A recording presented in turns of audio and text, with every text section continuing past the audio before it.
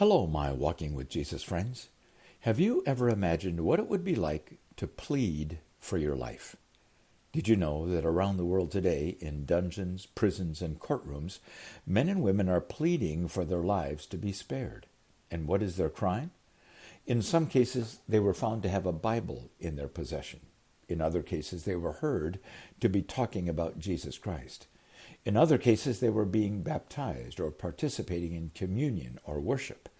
Yes, there are many places in the world where some or all of these things are against the law, and in a few places are capital offenses.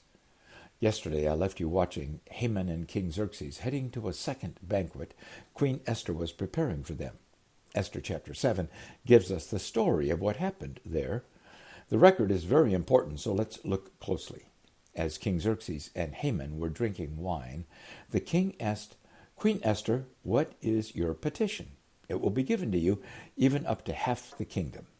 Then Queen Esther answered, "If I have found favor with you, your majesty, and if it pleases you, grant me my life.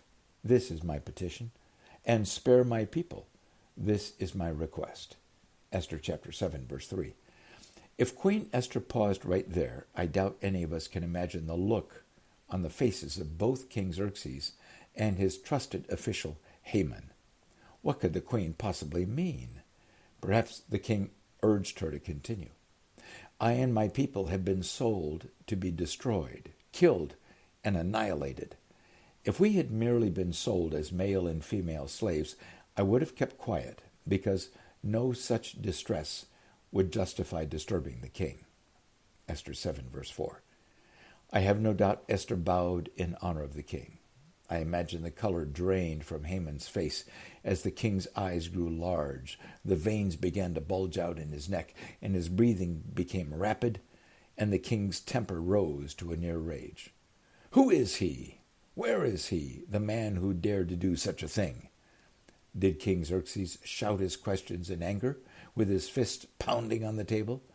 Did he throw his wine goblet against the wall, ready to strangle someone? Did Esther wait, allowing those powerful questions to hang in the air while her eyes turned toward Haman? Did she point at Haman as she answered her king? "An adversary, an enemy, this vile Haman." Esther 7, verse 5 and 6. Then Haman was terrified before the king and queen. The king got up in a rage, left his wine, and went out into the palace garden. But Haman, realizing that the king had decided his fate, stayed behind to beg Queen Esther for his life. Just as the king returned from the palace garden to the banquet hall, Haman was falling on the couch where Esther was reclining. The king exclaimed, "Will he even molest the queen while she is with me in the house?" Esther chapter 7. It's safe for us to assume armed bodyguards were standing outside the door of the banquet hall during this private banquet time. For these seasoned warriors were always standing guard, even while the king was asleep in his bedroom. As soon as they heard the king raise his voice, I'm sure they had instantly entered the banquet room at the ready to defend the king with their lives. Now, with the king pointing at Haman, and with the king's accusatory words still echoing in the room, the bodyguards wasted no time. They took immediate action. The king did not need to explain or instruct them. The record says, as soon as these words left the king's mouth, they covered Haman's face. One of the greatest honors of a person's life would be a few moments face to face with His Majesty, King Xerxes, the most powerful man in the world. Conversely, the ultimate shame brought to a person would be that their face was covered, so neither they could see the king, nor would the king have to look at them. Then they would be gruffly escorted out of the king's presence and almost always taken to be executed.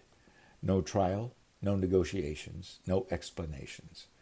Haman's face was covered, and he was dragged away from the presence of the king.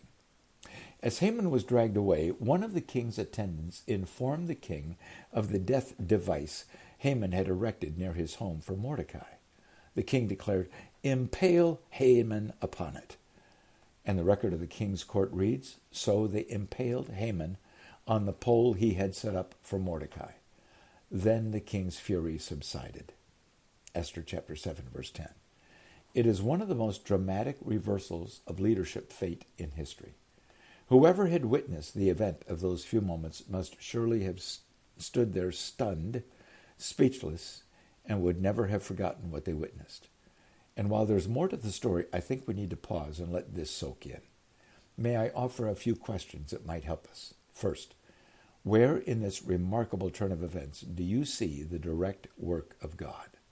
Second, how do you see God protecting Mordecai and Esther while bringing the light of truth upon hidden things? Third, what sustained both Mordecai and Esther when all seemed hopeless?